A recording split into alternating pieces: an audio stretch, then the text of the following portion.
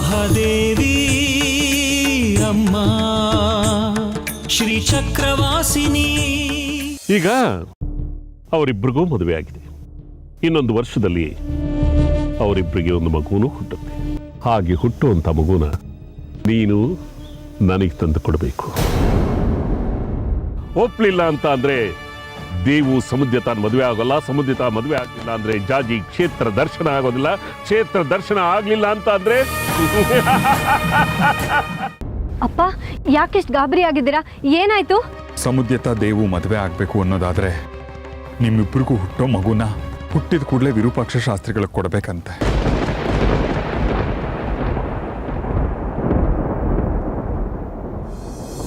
ಯಾಕೆ ಸುಮ್ಮನಾದೆ ಜಾಜಿ? ಮಾತಾಡೋ. ಏನು ಅಂತ ಮಾತಾಡ್ಲಿ ದೇಶಿಕ್ರೆ? ಇಂಥ ವಿಷಮ ಪರೀಕ್ಷೆ ಎದುರಾಗಿರುವಾಗ. ವಿಷಮ ಪರೀಕ್ಷೆಗಳು ಬರೋದು ಸಜ್ಜನರಿಗೆ ಮಗಳೇ. ಅಮ್ಮನವರು ನಿನಗೆ ಪರೀಕ್ಷೆ ಒಡ್ಡಿದ್ದಾರೆ.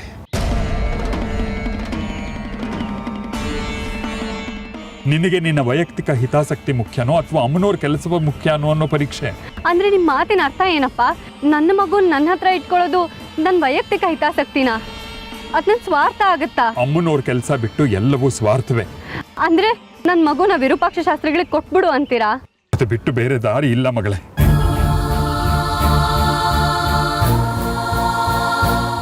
ದಾರಿ ಇರುತ್ತೆ ಶೇಖರಿ, ಆದರೆ ನಾವು ಅದನ್ನು ಹುಡುಕ್ಬೇಕಷ್ಟೇ. ಒಂದೇ ಆಯಾಮದಲ್ಲಿ ನೀನು ಯೋಚನೆ ಮಾಡಬೇಡ. ಒಂದೇ ವಿಷಯಕ್ಕೆ ನಾನಾ ಮಗ್ಗಲುಗಳಿರುತ್ತೆ. ನಾವು ಆ ದಿಸೆಯಲ್ಲಿ ಯೋಚನೆ ಮಾಡಬೇಕು ಅಷ್ಟೇ. ನೀವಾದರೂ ಅರ್ಥ ಮಾಡ್ಕೊಳ್ಳಿ ದೇಶಿಕ್ರೆ. ಏನು ಅರ್ಥ ಮಾಡ್ಕೊಳ್ಳೋದು? ನಿಂದು ಯಾವ್ದಾದ್ರು ಕೆಲಸ ಆಗಬೇಕಾದ್ರೆ ನಿಮ್ಮ ಮಗಳನ್ನ ನನಗೆ ಕೊಡಿ, ನಾನು ಸಾಕೊಳ್ತೀನಿ ಅಂದರೆ ಕೊಟ್ಬಿಡ್ತೀಯಾ? ಇಲ್ಲ ತಾನೇ? ಹಾಗೆ ಅಲ್ವಾ ಈ ಜಾಜಿ ಬಂಗಾರಿನು? ಅವ್ರ ಮಗನ ಇನ್ಯಾರಿಗೋ ಕೊಡ್ತೀನಿ ಅಂತ ಅನ್ನೋದಕ್ಕೆ ನಿನಗೆ ಮನಸ್ಸಾದ್ರೂ ಹೇಗೆ ಬಂತು ಶೇಖರಿ? ಅವ್ರಿಗೊಂದು ನ್ಯಾಯ, ನಿನಗೊಂದು ನ್ಯಾಯನಾ? ಆದರೆ ಕ್ಷೇತ್ರ ದರ್ಶನ ಆಗಲೇಬೇಕಲ್ಲ ದೇಶಿಕ್ರೆ. ಅದಕ್ಕೆ ಬೇರೆ ಇನ್ಯಾವ್ದಾದ್ರು ದಾರಿ ಹುಡ್ಕೋಣ ಶೇಖರಿ. ಅಮ್ಮನವ್ರು ಪ್ರಾರ್ಥನೆ ಮಾಡೋಣ.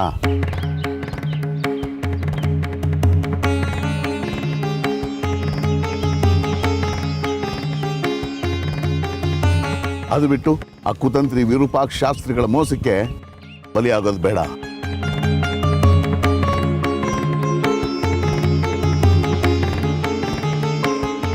ಯಾಕೋ ಹೀಗೆ ಗರ ಬಡ್ದು ನನಗೆ ನಿಂತಿದ್ಯಾ? ನೀನಾದ್ರೂ ನಿನ್ನ ಮಾವ ಅನಿಸ್ಕೊಂಡು ನನಗೆ ಹೇಳೋ.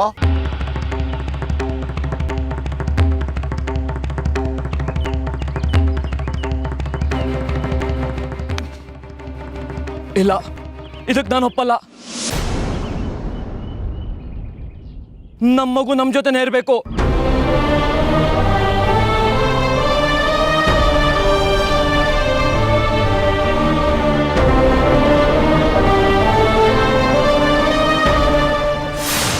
ನೋಡಿದ್ರ ದೇಶಿಕ್ರೆ ನನ್ನ ದುರವಸ್ಥೆನ? ಯಾವ ಜನ್ಮದಲ್ಲಿ ಏನು ಪಾಪ ಮಾಡಿದ್ನೋ ಏನೋ, ಯಾವ ತಂದೆ ಮಗಳನ್ನ ದೂರ ಮಾಡಿದ್ನೋ, ಅದು ಈಗ ತಟ್ಟುತ್ತಾ ಇದೆ. ಇಷ್ಟೊಂದು ನಿರಾಶನಾಗಬೇಡ ಶೇಖರಿ. ಏನೇನು ಅನುಭವಿಸ್ಬೇಕು ಅಂತ ನಮ್ಮ ಹಣೆಯಲ್ಲಿ ಬರೆದಿರ್ತೋ ಅದನ್ನೆಲ್ಲ ನಾವು ಅನುಭವಿಸ್ಲೇಬೇಕಲ್ವಾ? ನನ್ನ ಮಗಳು, ನಾನು ಹೆತ್ತ ಮಗಳು ಸುಂದ್ರಿನ ಕಳ್ಕೊಂಡೆ. ಈಗ ಅವಳ ಜಾಗ ತುಂಬಿ ನಮಗೆ ಒಂಚೂರು ಸಮಾಧಾನ ಕೊಡ್ತಾ ಇರೋ ಜಾಜಿಗೂ ಅಲ್ಪಾಯುಷಿ. ಶೇಖರಿ, ಇದೆಲ್ಲ ಅಮ್ಮನವ್ರ ಸಂಕಲ್ಪ.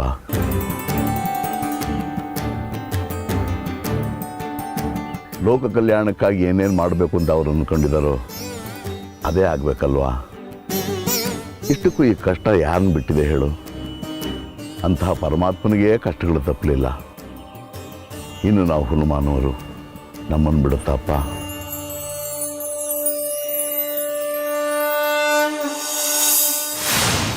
ಏನಂತ ನಿರ್ಧಾರ ಮಾಡಿದೆ? ಏನಂತ ಮಾಡ್ಲಿ ಗೊತ್ತಾಗ್ತಿಲ್ಲ ನಂಗೆ. ಅದ್ರಲ್ಲಿ ಗೊತ್ತಾಗೋದೇನಿದೆ? ಮಗುನ್ ಕೊಟ್ಟು ಕ್ಷೇತ್ರ ದರ್ಶನ ಮಾಡ್ಲಾ? ಅಮ್ಮನವ್ರ ಮೇಲೆ ಹಾಕಿದ ಆಣೆನ್ ಮರ್ತು ಮಗುನ್ ನನ್ನ ಹತ್ರನೇ ಉಳಿಸ್ಕೊಳ್ಳ? ನನ್ನಿಂದೇನೋ ನಿನಗೆ ಉಪಕಾರ ಆಯ್ತು, ಆದ್ರೆ ನಿನ್ನಿಂದ ನನಗೇನು ಉಪಕಾರ ಆಗುತ್ತೆ? ನಾನು ನಿಮಗೇನು ಮಾಡೋಕ್ಕಾಗತ್ತೆ? ನೀವು ಹಿರಿಯರು, ನನ್ನಿಂದ ನಿಮ್ಗೇನು ಕೊಡೋದಕ್ಕೆ ಸಾಧ್ಯ? ಸಾಧ್ಯ ಇದೆ ಜಾಜಿ, ಸಾಧ್ಯ ಇದೆ. ಸಾಧ್ಯ ಆದರೆ ಖಂಡಿತ ಮಾಡ್ತೀನಿ. ಹಾಗಂತ ಇಲ್ಲಿ ಪ್ರಮಾಣ ಮಾಡು. ಅಮ್ಮನವ್ರ ಮೇಲೆ ಪ್ರಮಾಣ ಮಾಡ್ತೀನಿ.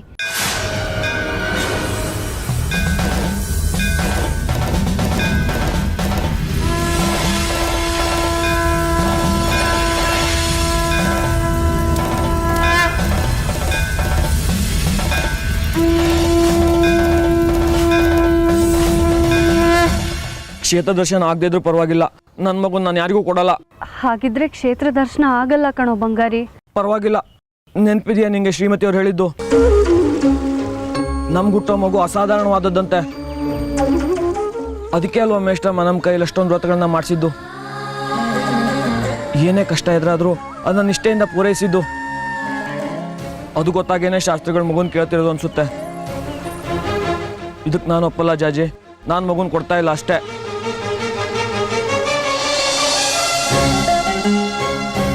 ನಿಜ ದೇಶಿಕರೇ, ನಾವು ಹುಲುಮಾನವರು ನಿಜ. ಆದ್ರೆ ಒಂದೇ ಕಲ್ಲಿಗೆ ಎಷ್ಟು ಗುಳಿ ಏಟು ಅಂತ ಕೊಡೋದು ಅಮ್ಮನವರು. ನಮ್ಮ ಸಂಸಾರನ ಹೀಗೆ ನೋವಿನಲ್ಲಿ ಅದ್ದಿ ತೆಗಿತಾ ಇರುವಂತ ಪಾಪ ನಾವೇನ್ ಮಾಡಿದೀವಿ ದೇಶಿಕರೇ? ಅಮ್ಮನವ್ರಿಗೇನು ಅನ್ಬೇಡ ಶೇಖರಿ, ಅವರ ಸಂಕಲ್ಪದ ಅರಿವು ನಮಗಿಲ್ಲ.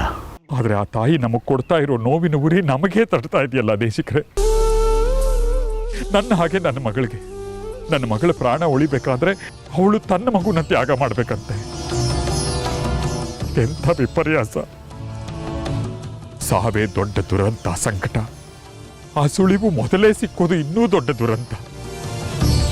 ಈ ಬಡಪಾಯಿ ಅಪ್ಪನಿಗೆ ಇಂಥ ಪರಿಸ್ಥಿತಿ ಬರುತ್ತಲ್ಲ ದೇಶಿಕರೇ, ಇನ್ನು ಎಷ್ಟು ಕಾಲ ಹೀಗೆ ಒದ್ದಾಡ್ಲಿ? ಇಂತಹ ಸಮಯದಲ್ಲಿ ನೀನು ಭಾವನಾತ್ಮಕವಾಗಿ ಯೋಚನೆ ಮಾಡಬಾರ್ದು ಶೇಖರಿ. ಸ್ವಲ್ಪ ವಾಸ್ತವಾಂಶವನ್ನು ಗಮನದಲ್ಲಿಟ್ಕೊಂಡು ಯೋಚನೆ ಮಾಡಬೇಕು. ಮಗುನ ಕೊಡೋದಕ್ಕಿಂತ ಬೇರೆ ಇನ್ನೇನು ಪರಿಹಾರ ಇದೆ ನೋಡೋಣ. ಅವೆಲ್ಲ ನಂಗೆ ಗೊತ್ತಿಲ್ಲ ದೇಶಿಕರೇ. ನನಗೆ ನನ್ನ ಮಗಳ ಪ್ರಾಣ ಉಳಿಯೋದು ಮುಖ್ಯ. ಜಾಜಿನ ಬಂಗಾರಿನ ಮಗುನ್ ಕೊಡಕ್ಕೆ ನಾನು ಒಪ್ಪಿಸ್ತೀನಿ. ಜಾಜಿಗೆ ಕ್ಷೇತ್ರ ದರ್ಶನ ಆಗೇ ಆಗತ್ತೆ. ಅವಳ ಆಯಸ್ಸು ಖಂಡಿತ ವೃದ್ಧಿಸುತ್ತೆ.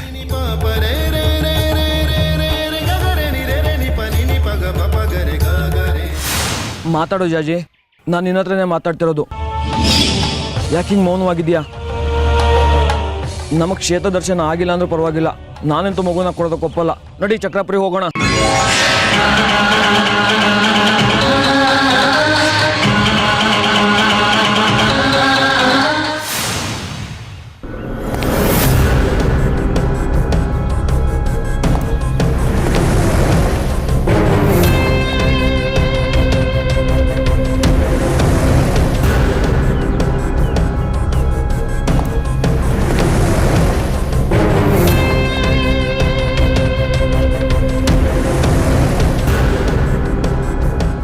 ಇನ್ನೆಷ್ಟೊತ್ತು ಕಾಯೋದು ವಿರೂಪಾಕ್ಷ?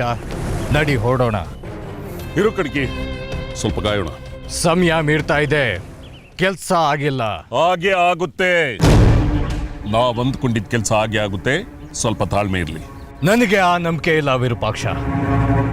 ಅವನು ಮಾತು ಕೊಡಲ್ಲ, ನೀನ್ ಬಿಡೋದಿಲ್ಲ.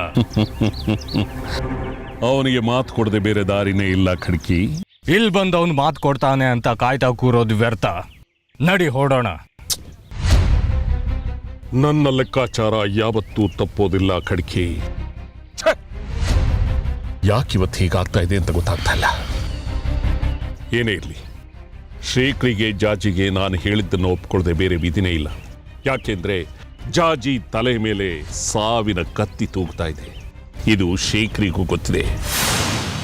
ಏ ಬಂಗಾರಿ, ಎಲ್ಲಿ ಹೇಳ್ಕೊಂಡು ಹೋಗ್ತಿದ್ಯಾ? ಅವಳನ್ನ ನಿಂತ್ಕೊಳ್ಳೋ. ನಮ್ಮ ಮಗುನ ವಿರೂಪಾಕ್ಷ ಶಾಸ್ತ್ರಿಗಳಿಗೆ ಕೊಡೋಕ್ಕಾಗಲ್ಲ. ಅದಕ್ಕೆ ಕ್ಷೇತ್ರ ದರ್ಶನ ಸಾಧ್ಯ ಇಲ್ಲ. ನಾವು ವಾಪಸ್ ಚಕ್ರಾಪುರಿಗೆ ಹೊರಡ್ತಾ ಇದೀವಿ. ನಿಂತ್ಕೊಳ್ಳೋ. ಕ್ಷೇತ್ರ ದರ್ಶನ ಮಾಡಬೇಕು ಅನ್ನೋದು ಅಮ್ಮನವ್ರ ಸಂಕಲ್ಪ. ಅದನ್ನ ಮೀರಕ್ಕಾಗತ್ತಾ? ಅದಕ್ಕೆ ನಾವು ನಮ್ಮ ಮಗುನ ಮೀಸಲಿಡ್ಬೇಕಾ? ಅದೆಲ್ಲ ಸಾಧ್ಯ ಇಲ್ಲ. ಜಾಜಿ, ನೀನಾದ್ರೂ ನಿನ್ ಗಂಡಿಗೆ ಹೇಳಮ್ಮ. ಬಂಗಾರಿ, ಕ್ಷೇತ್ರ ದರ್ಶನ ಮಾಡದೆ ನಾವು ವಾಪಸ್ ಹೋಗೋ ಹಾಗಿಲ್ಲ. ಕ್ಷೇತ್ರ ದರ್ಶನ ಮಾಡಬೇಕು ಅನ್ನೋದಾದ್ರೆ ನಿಮ್ಗಾಗೋ ಮಗುನ ಕೊಡ್ಲೇಬೇಕು. ಅವತ್ತು ನಾನು ನಿಮ್ಮ ಮಗಳನ್ನ ಮನೆಗೆ ಎತ್ಕೊಂಡು ಬರ್ತಿದ್ದಾಗ ಕಾಲಿಗೆ ಏಟಾಯ್ತಾನೋ ಅಂತ ಅಷ್ಟೊಂದು ಒದ್ದಾಡಿದ್ರಿ. ನಾನೇ ಏನೋ ಮಾಡಿದೆ ಅಂತ ಗದರ್ಸಿದ್ರಿ. ಬಂಗಾರಿ, ಏನಾಯ್ತು ಇವ್ರಿಗೆ? ಏನಾಯ್ತು? ಏನು ಮಾಡಿದೆ ಅವ್ರಿಗೆ? ಏನಾಯ್ತಮ್ಮ ಕಾಲಿಗೆ? ಏನೂ ಆಗಿಲ್ಲ ಅಪ್ಪ. ಬನ್ನಿದಾನಪ್ಪ.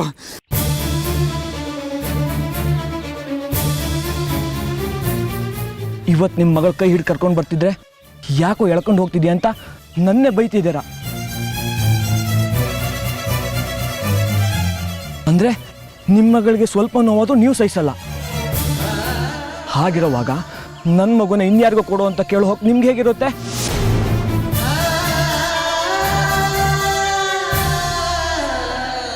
ಹೀಗಿರೋವಾಗ ನಿಮ್ಮ ಮಗಳ ಮೇಲೆ ನಿಮ್ಗೆ ಹೇಗೆ ಪ್ರೀತಿ ಇದೆಯೋ ಹಾಗೆ ನಮ್ಗೆ ಹುಟ್ಟೋ ಮಗು ಮೇಲೆ ನಮ್ಗೆ ಪ್ರೀತಿ ಇರುತ್ತೆ.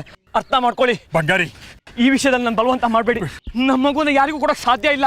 ಅಯ್ಯೋ, ಹುಟ್ಟದೇ ಇರೋ ಮಗುಗಿಂತ ಕ್ಷೇತ್ರ ದರ್ಶನ ಮುಖ್ಯ ಕಣೋ, ಅರ್ಥ ಮಾಡ್ಕೊಳ್ಳೋ. ಯಾರು ಏನೇ ಹೇಳೋದು ಅಷ್ಟೇ. ಈ ಮಾತು ನಿಲ್ಸಿ, ನಿಮ್ ಕಿತ್ತಾಟ ನಿಲ್ಸಿ. ಇದು ಅಮ್ಮನವರೇ ಒಡ್ಡಿರೋ ವಿಷಮ ಪರೀಕ್ಷೆ ಅಂತ ನನಗೆ ಅನ್ನಿಸ್ತಿದೆ. ಸದ್ಯಕ್ಕೆ ನನಗೆ ಯಾವ ನಿರ್ಧಾರನೂ ತಗೊಳ್ಳೋದಕ್ಕೆ ಆಗ್ತಿಲ್ಲ. ನನಗೆ ಸಮಯ ಕೊಡಿ, ನನ್ನ ನಿರ್ಧಾರ ತಿಳಿಸ್ತೀನಿ.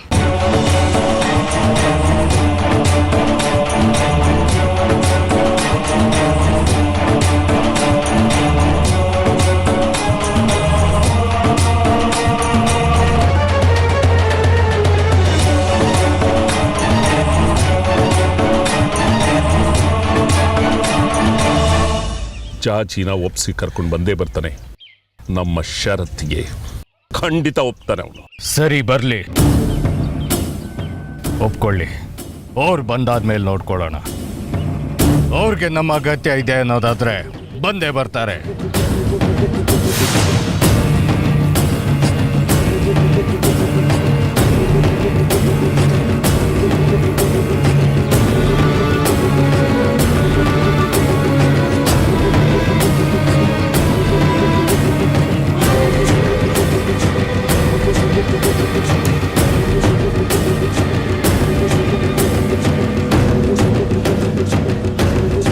ನೀನು ಹೇಳೋದು ಸರಿಯಾಗೇ ಇದೆ.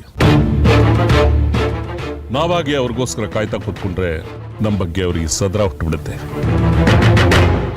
ಬರ್ಲಿ, ಬಂದು ಸ್ವಲ್ಪ ಹುಡುಕಾಡ್ಲಿ. ಅಯ್ಯೋ, ಶಾಸ್ತ್ರಿಗಳಲ್ಲಿ ಹೋಗ್ಬಿಟ್ರಲ್ಲ, ನಮ್ಗೆ ಯಾರು ತಿಕ್ಕು ಅಂತ ಗೋಳಾಡ್ಲಿ. ಕಬ್ಬಣ ಕಾದಾಗಲೇ ಅದಕ್ಕೆ ಪೆಟ್ಟು ಕೊಟ್ರೆ ನಮಗೆ ಬೇಕಾದ ಆಕಾರಕ್ಕೆ ತಿರುಗುತ್ತೆ.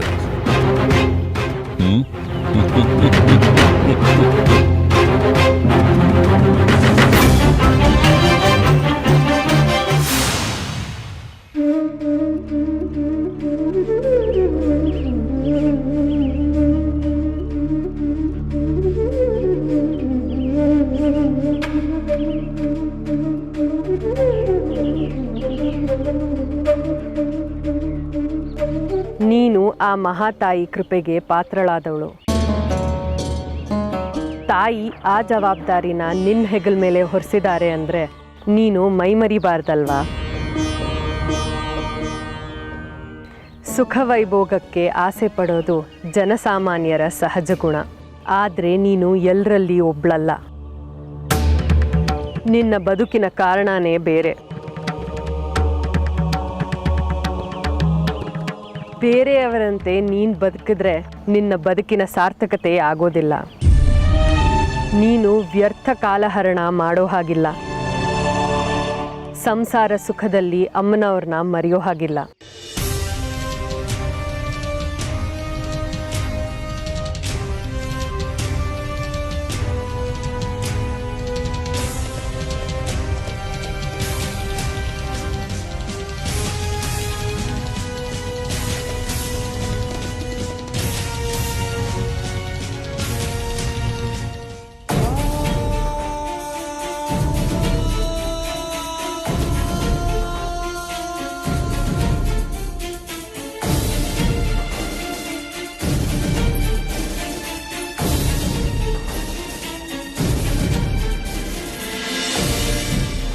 ಜಾಜಿ,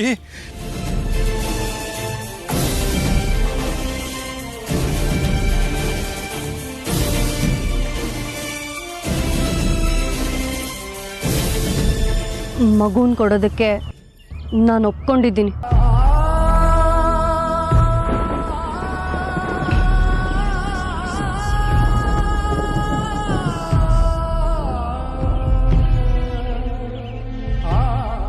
ಇದು ನಿನ್ನೊಬ್ಬಳ ನಿರ್ಧಾರ ಅಲ್ಲ ಜಾಜಿ, ನಾನು ಒಪ್ಬೇಕು. ಇದಕ್ಕೆ ನಾನು ಒಪ್ಪಿಗೆ ಇಲ್ಲ. ಹಾಗೆ ಹೇಳ್ಬೇಡ ಬಂಗಾರಿ, ನಾವು ತ್ಯಾಗ ಮಾಡಲೇಬೇಕು.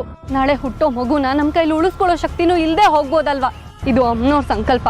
ಮಗುನ್ ಕಳ್ಕೊಳ್ಳೋದ್ಕಿಂತ ವಿರೂಪಾಕ್ಷ ಶಾಸ್ತ್ರಿಗಳ ಹತ್ರ ಇರ್ಲಿ ಅಂತ ಬಯಸೋದು ಒಳ್ಳೇದಲ್ವೇನೋ? ಒಳ್ಳೆ ನಿರ್ಧಾರ ಮಗಳೇ, ಒಳ್ಳೆ ನಿರ್ಧಾರ. ಬಾ, ಇದನ್ನ ಆದಷ್ಟು ಬೇಗ ವಿರೂಪಾಕ್ಷ ಶಾಸ್ತ್ರಿಗಳಿಗೆ ಹೇಳ್ಬಿಡೋಣ. ಬಾ ಜಾಜಿ.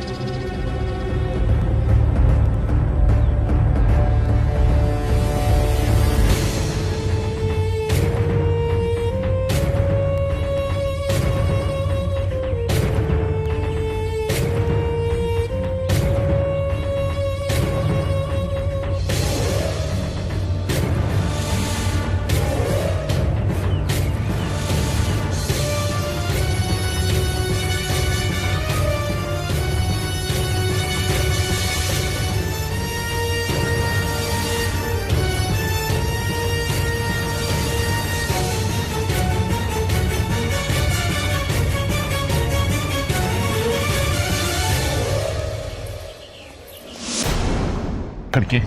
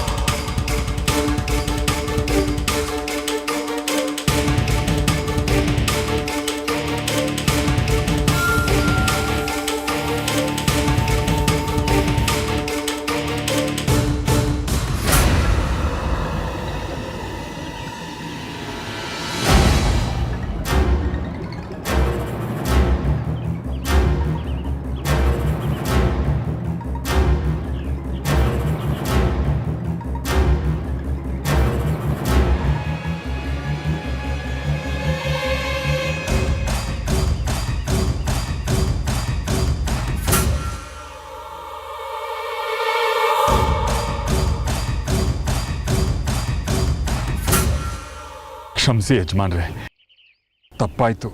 ದೇಶಕರು ನನ್ನನ್ನು ಹಾಗೆ ಎಳ್ಕೊಂಡು ಹೋಗಬಾರ್ದಾಗಿತ್ತು. ಇಷ್ಟಕ್ಕೂ ನನ್ನ ಒತ್ತಾಯ ಏನಿಲ್ಲ ಶೇಖರಿ. ನಿನ್ನ ಮಗಳು, ನಿನ್ನ ಮನೆ ಮಗು, ನಿನ್ನಿಷ್ಟ. ನನಗೇನಾಗಬೇಕು? ಇಷ್ಟಕ್ಕೂ ಕ್ಷೇತ್ರ ದರ್ಶನ ಆಗಬೇಕಾಗಿರೋದು ನಿನಗೆ, ನಿನ್ನ ಮಗಳಿಗೆ ಹೊರತು ನನಗಲ್ಲ. ಈಗಲೂ ಹೇಳ್ತಾ ಇದ್ದೀನಿ ಶೇಖರಿ, ದೇವಿಗೆ ಹೇಳಿ ನೀನು ಹೇಳಿದ ಕೆಲಸ ಮಾಡಿಕೊಡ್ತೀನಿ.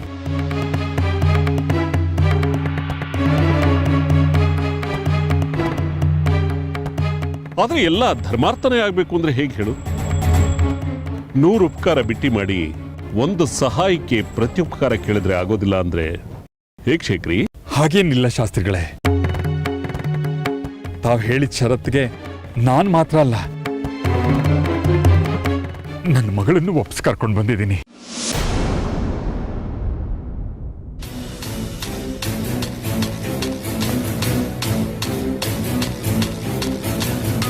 ಹೌದು ಶಾಸ್ತ್ರಿಗಳೇ, ನನ್ನ ಮಗು ಹುಟ್ಟಿದ ತಕ್ಷಣ ನಿಮಗೆ ಕೊಡೋದಕ್ಕೆ ನಾನು ಒಪ್ಪಿದ್ದೀನಿ.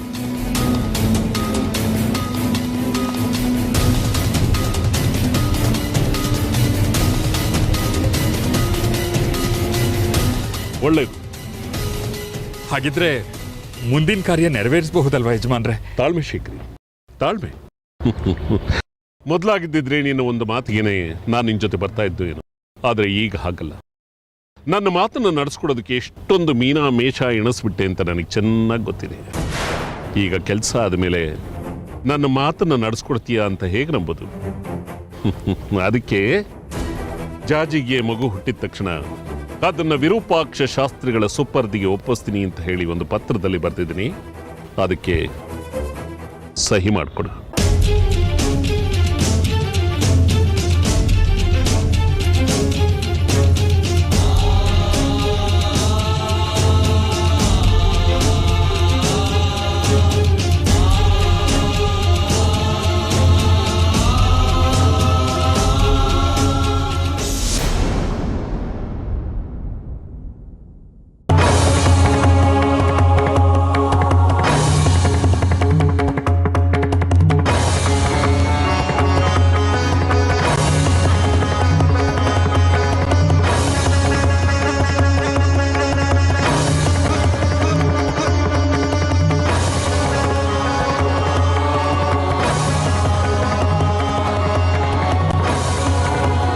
ಶ್ರೀ ತ್ರಿಪುರ ಸುಂದರಿ ಅಮ್ಮನವರ ಸಮ್ಮುಖದಲ್ಲಿ ಮಾಡಿಕೊಂಡ ಒಪ್ಪಂದ.